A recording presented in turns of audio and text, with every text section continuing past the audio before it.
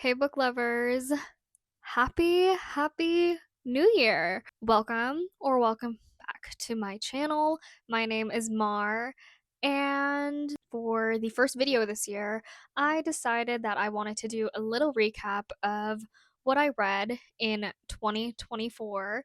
And so for today's video, I'm going to be talking about all of the books I read in the year of 2024. However, I may have girl bossed a little too close to the sun, and I surpassed my reading goal, which was 100 books. I actually read 122 books, and if I were to do an in-depth review of all of the books I read last year, we'd be sitting here for a while. So I thought for this video, I would talk about all of the books that I read last year. However, I'm just going to sum each book up in one sentence. So it's just going to be very quick paced and all that. If you want to hear my review, an in depth review of specific books or anything, feel free to check out the other videos on my channel. If you hear me talk about a book that might sound interesting, feel free to check on my channel to see if I've done a review for it, or let me know in the comments below if you want to hear my review or where to find it. But yeah, I'm just going to be talking about each book, little quick sentence. Some of them are going to be more reviews, others are just going to be things that stuck out to me while reading the book. So yeah, without further ado, let's get started. I apologize if I sound a bit weird this video. I am currently fighting a cold right now. I don't know who cursed me or whatever, but for the start of this, my body decided that it was going to be sick. So I'm currently fighting a cold right now, so hopefully we can get through this video unscathed and all of that. But apologies if my voice sounds weird or whatnot. Without further ado, let's get started. So before I get into the sentences and all of that, I just wanted to sort of share my statistics and all of that. These are all from Storygraph. So yeah, my reading goal for 2024 was 100 books, and I ended up surpassing it with 122 books. As for how much I read, technically, I read 38,585 pages and 248.95 hours of audiobooks. My average time to finish, give or take, was 11 days. And to me, yes and no. There are some books on here that I definitely finished within one day, but then there are others where it took me like a very long time to finish. So I guess that averages out to 11 days. And the moods that most of the books I read were very emotional, lighthearted, adventurous, and funny. And then, of course, there are many more categories, but we don't have to go into all of those. As for pace, I like to read medium pace novels and fast paced novels. I only really read one slow pace novel. And then when it comes to page number, I have a sweet spot of 300 to 500 pages. There were a couple of books that were less than 300, and then a couple of books that I read that were over 500. So yeah, but my sweet spot is definitely around the 300 to 500 range. Like, I feel like most people, and on average, like most books are around those pages, like those page numbers as well. And then as for audiobooks I listen to, a lot of the audiobooks I listened to were anywhere from 8 hours to 16 hours again, or less than 8 hours, which makes sense because I listen to a lot of novellas or short stories on Audible and all of that. And then there was only like one book that was like plus 16 hours. And this year, and in 2024, I only read fiction novels as well. And then when it comes to just like the genre of books that I read, most of them were romance this year, a lot of contemporary young adult romance, some fantasy, some mystery, and some thriller. The rest, again, we don't need to go through, but I definitely kind of stayed in the romance territory area this past year. And then when it comes to format, I personally, again, like reading physical print books, but I did listen to a lot more audiobooks this year, as well as read digitally, so like on my iPad and all of that, because books are really expensive nowadays, especially where I'm from. I'm from Canada, and it's like $20 for a paperback now. It's absurd. This next year, I am definitely going to be reading a lot more digital books than physical because it's just getting insane. And then when it comes to most read authors, a lot of these authors I read mostly for like challenge videos, I guess, or I was just trying to get through a lot of book series. So the first person that was on that that is my most read author of the year was Tahara Mafi, and that's mostly because I read the entire Shatter Me series, and so there's like 1,000 books in the Shatter Me series. The next person I read was Ali Carter, and again, I did an Ali Carter video, so that makes sense. Next person, Rick Riordan. I read The Trials of Apollo, and then I also read the new Percy Jackson, so that makes sense. Anna Huang, which that kind of surprised me, but I guess I did read the entire Twisted series last year, and then I also read one more book in her Kings of Sin series, and then Jessa Hastings, that made sense. I was finishing up Magnolia Parks and all that, so a lot of these most read authors make sense to me, but it's like just because they're my most read authors doesn't mean they're my favorite authors. Let's get that clear. Languages, all books I read in English. And then when we look at the chart of number of books, pages, and minutes I read, it was a very up and down kind of year. There were some months where I was like reading a ton, and then other months where I literally read only like one or two books. So it varied very much this past year. But my best reading months were definitely in April and August and November. So that is very interesting. And then finally, when it comes to just like star ratings, my average rating is 3.93. So like rounded up, it's about 4 stars, which makes sense. I did read a lot of books I rated, like I would rate 4 stars and all of that. Again, with ratings, it really just depends for me on like the type of genre I'm reading, the vibe of it, and all of that. If you know, there are so many elements to there's so many elements to different books that I rate books on their own kind of scale. So I try not to like to compare like fantasy books to romance books and all of that. It's sort of more like, does this feel like a 3 star? Does this feel like a 4 star to me? That's kind of how I rate my books. So usually it's around the 4 star rating. I don't really go below a 3 star unless it's like seriously a bad book. It's like, unless it's like a book that I simply could not stand, I usually won't rate it less than a 3 stars. And so yeah, that is my 2024 reading wrap up. And now let's get into the actual video of me summing up all of these books. And we're just going to do it at a quick pace. And let's see. Love this book so much that I already did a reread of it in 2024, and I'm much more invested in the main characters of this book rather than the Magnolia Parks books, unfortunately. This book, much better than Icebreaker, and I love the relationship between the two main characters, Aurora and Russ, and I love that these characters actually learned how to communicate with each other. Jenny Han's best book series. It has the angst, it has the drama, and like you just don't get that in books nowadays, and I seriously don't know why this book series hasn't been adapted into a TV show yet. The only thing I remember about this book is the ending. This book did not need to be 10 hours long, and unfortunately, Philippa Sue couldn't even save the story with her narration, which is a shock because she is a great audiobook narrator. The best book in the Burn for Burn series, drama filled, action packed, and this book is like, this specific book is the book that I need adapted into a TV show ASAP.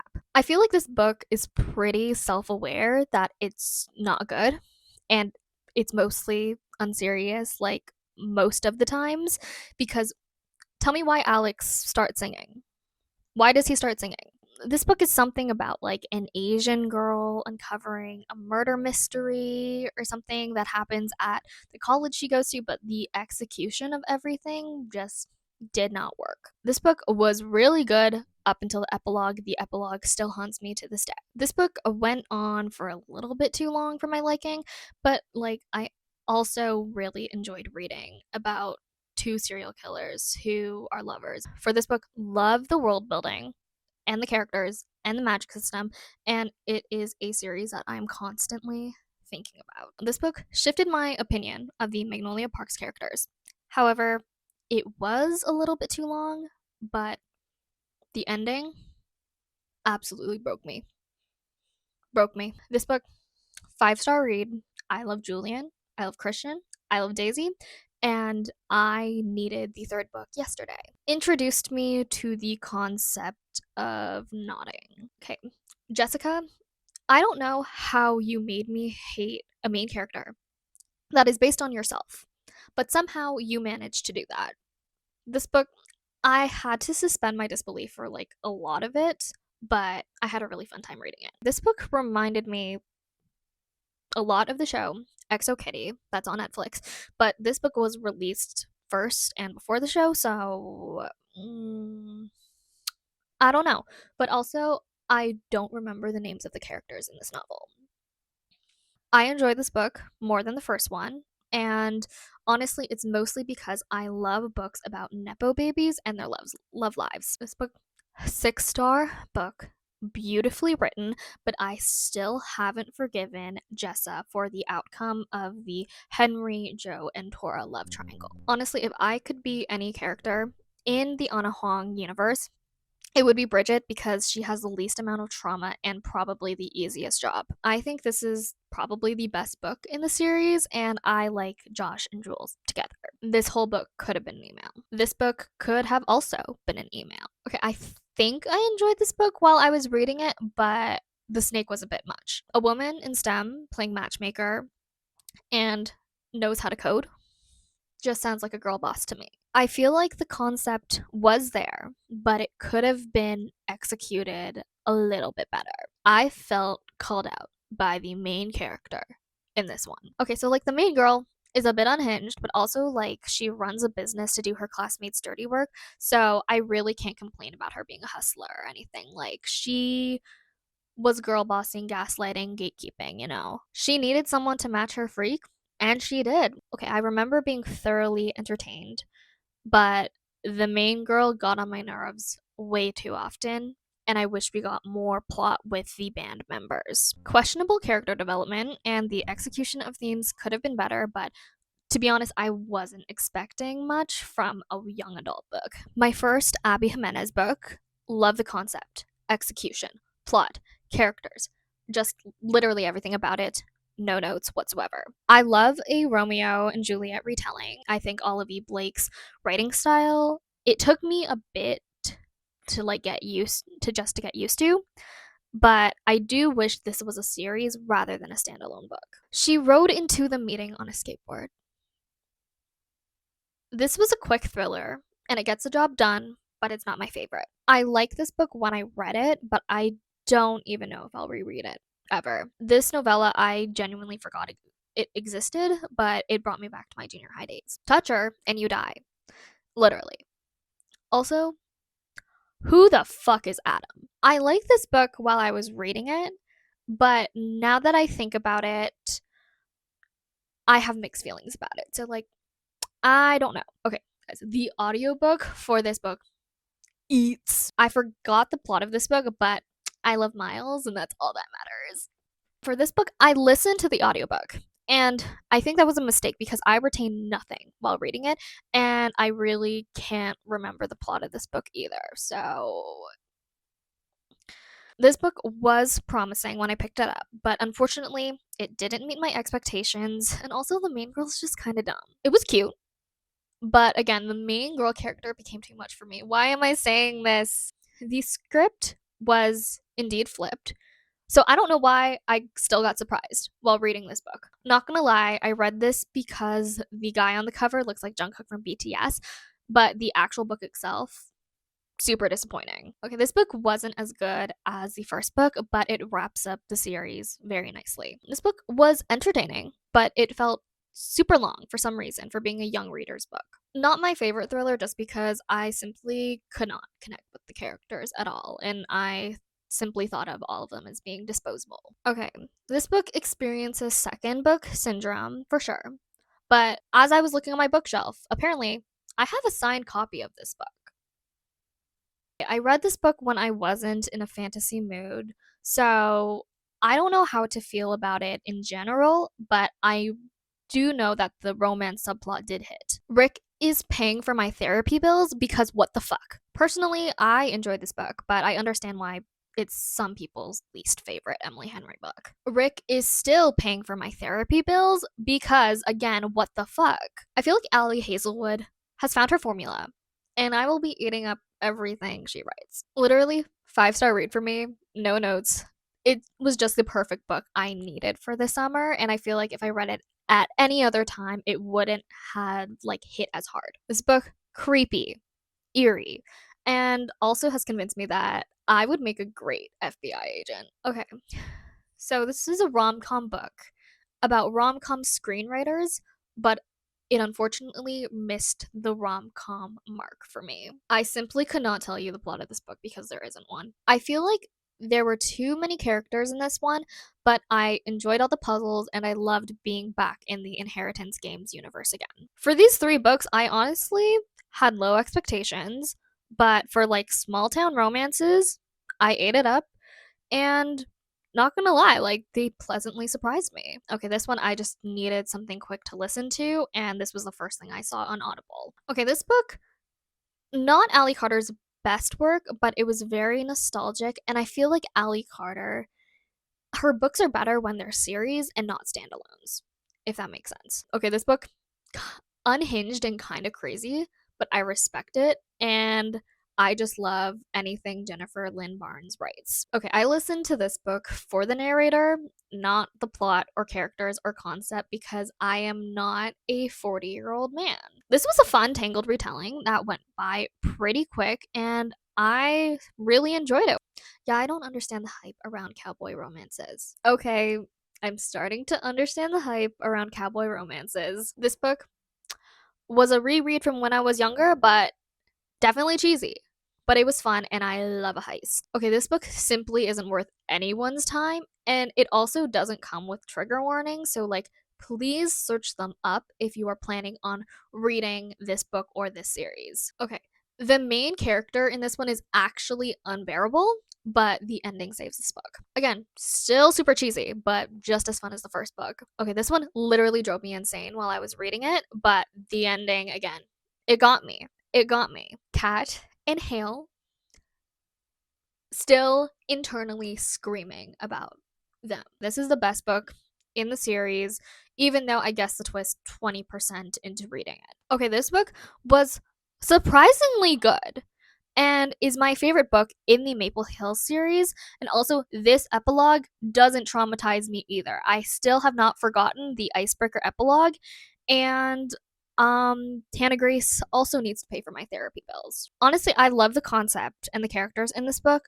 but I don't remember the plot of it. I wasn't confused the entire time reading this. The first half I enjoyed.